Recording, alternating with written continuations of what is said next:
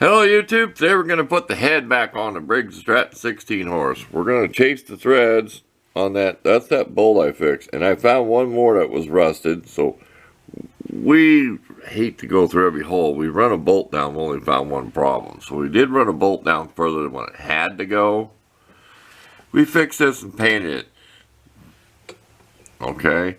See that little tang right there was bent over up? I flattened out and fixed it. That's where your spark plug wire clips.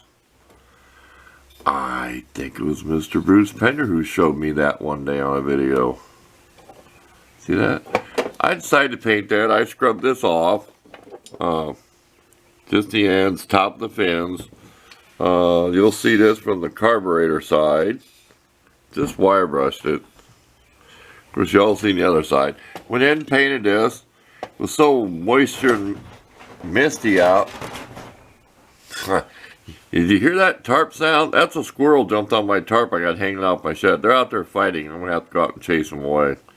They're too friendly. I got a rabbit coming like 5 feet to set them out in the chair and look at me. Anyway, we're getting distracted by the wildlife. I went in and painted this underneath too. Okay. And here's a little engine lifting bracket. To show you how that fits in there. That's the ones that don't need the washers. Okay, they gave me a washer for the one right here. And there's still washers, and I put that bracket on for the stars. You'll see when I'm all done. I'm just mumbling away here. There's the tap. I got a question about oil, okay? I go just like a dollar store. It's $5 a quart. I mean, it's an old engine. This is the best I could find what they had, because everything was full synthetic, and I ain't going to use no really their store brand or whatever. But I want to show you something. I don't speak Spanish, okay? Stuff's falling. I want you to read this right here. I'll take a picture. Is that synthetic in Spanish? Somebody tell me. See where it says semi-dash whatever?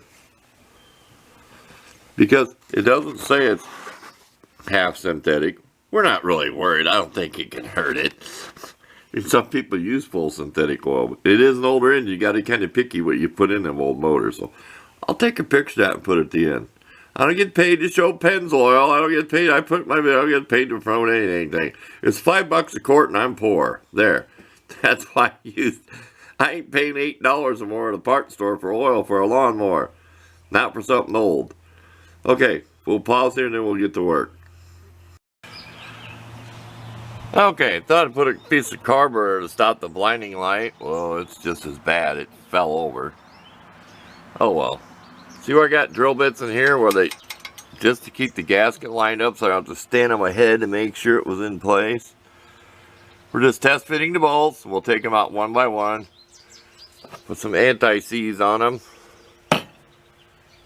And of course that bracket goes over, like I said, one by one to make sure everything fits in there. Then we'll take them out and put the never seize on each bolt. So pretty simple. You ain't gonna be able to see the head. Well, yeah, you can see it in there. See it? I lied. You can see that head gasket in there. See it? Okay, we got never seizing all the bolts. We'll just lightly snug them down. We have to take those two out for that bracket back there. We finally got our cardboard situated. Here's what the copper stuff looks like. Never seize. You ever notice that the lid never sticks on the never seize bottle? That's a joke. That's a bad joke. Okay, let's get these run down in here. This is going to be a boring video. And then we'll get that bracket on there. This is for people who never see me take it apart, kind of wonder how it goes together, I guess.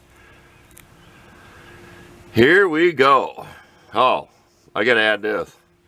I'm out here working, and a squirrel comes along here, right here, and runs under my mower, having a fit. There's probably 6 of them out in my yard running around. I have to chase them away because they won't behave. That's just too friendly. I was cussing at him too. I was mad. He's running around, he's crawling around underneath my lawnmower. Just like I said, they're just too tame. They're used to me. They'll think when I pick up a few walnuts I've done before and start winging them at them, I won't hurt any animal. I just chase their butt away so they leave me alone. Okay, this part's done. I had to take the screw out here to get to that head bolt. And that's the socket I lost, so I won't be getting it until the tractor's moved. It's down there in the ground on the pallet. So I plugged the spark plug hole. I didn't want the plug in the way. But that's the engine lid. That steps down, if you're wondering. It's actually made where this sets lower than here, so it's not, you know, springing or whatever. So it actually sets flat, so you don't need a washer. There's not a lot of threads on these bolts. It's really not quite a ½ inch by the time you add all the accessories and put the bolts through. That's another thing I wanted to stress there. But no, squirrel came back in. I'm banging on the front of the tractor, cutting him out. He's back here running around underneath the mower. Oh, I know a guy that calls them tree rats. We won't say no names. I'm not pointing no finger at anybody. He calls them tree rats. The pine cone incident. He knows who I'm talking about. Look him out there. He's up there cussing me out. See him? He's mad because I yelled at him and started banging on the mower. So he's been cussing at me. There he is. There's the criminal. That's right. There he is. He's mad at me now. Listen to him. I chased him away banging on the mower and scared him, made him mad. That's too bad. You should have left me alone. I'm a nice guy. Just don't mess with me.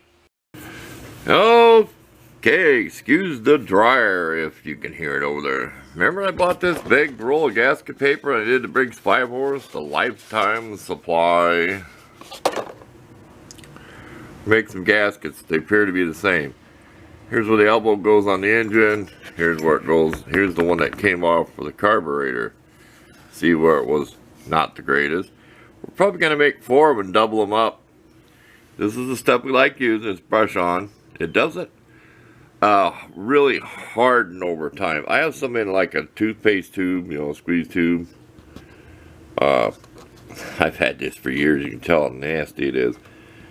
And I also have shellac. Shellac is real thin and it's brown. It's not shellac like for wood. Somebody asked me that one day. No, it's what I call shellac. Used to be Indian Head brand. Now it's like Lion's Head or whatever. Little brown bottle. I could show you before I'm done, but you gotta know what I mean. It's got like a little fluffy ball on the end. It's more runnier. This stuff's more gooier. You'll get to see it here. Okay, well, let's make some gaskets. We've got a couple pair of scissors. We can do the hammer thing, tap rounder. We got our punch. Might be the right size hole. Paper punch. Punch out for the bolt holes. Let's get this done. We're going to go clean this greasy thing up first. At least we're cleaning our parts up. We may spray some paint on that. You know, as we're working on it, we want the parts we put on to look nice. So stay tuned for that part. Okay, here's how I make a gasket. Got E for engine. C is the elbow, part of the elbow that goes to the carb. I'll punch the holes in my punch, and then I take my little hammer. See, these little hammers come in handy. And I'll just tap around there, and it'll cut through the paper. You know, you just take your time. We're going to double them up. Take your time and go around there, and it'll cut through it. You can also do it on the outside, but I just like to draw it to make it faster. I draw it and cut it out with the scissors. And then punch the holes with the punch. If you don't have a punch, you can just tap on it, you know, to find your hole. But I like to punch the holes out so they're nice and clean, because it comes right out to where a 1/4 inch bolt will fit through the gasket. So there you go. That's how you make a gasket. Your tip of the day. Okay, we got 2 gaskets on there. Might not look like it because it's stuck together. So we got goop on all sides of it, okay? But on here, we're just going to goop them on this part, and we're not going to put any where the carburetor goes because we might have to remove the carburetor. So the gaskets will stay stuck on there. So it doesn't matter that it's on the bolts. Here's what the stuff looks like.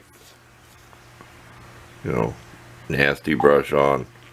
So there you go. Sorry to show you that. Okay, let's go get this installed. Okay, we're done. So we didn't put any more clips there of the carburetor and all that blah blah blah. But let's see if it'll run. We're ready to start this thing up.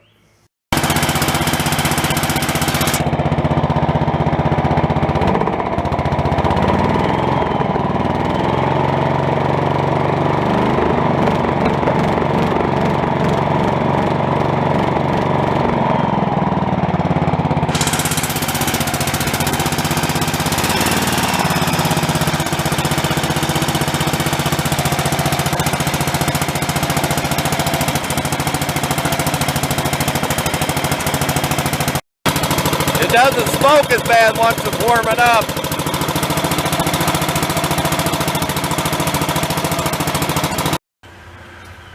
Sorry about the bright sunlight blowing out the video, but I'm enjoying it. Well, thank everybody for following along with this project and all the support and all the advice. Never worked on one of these before. I'm used to little 3-horse, 5-horse Briggs when I was a kid. Oh, there's a big truck up the road. Okay, it does smoke, but when it warms up, it gets a little better. I just changed the oil, and that's another story we'll talk about another day. I couldn't get the drain plug out, which is down. You can almost see it right there. We had to suck the oil out with a vacuum pump, but that's another story. I'll show you the pump someday. So thanks again for watching. We're out of here. We're done. We're going to go take a shower and take a break.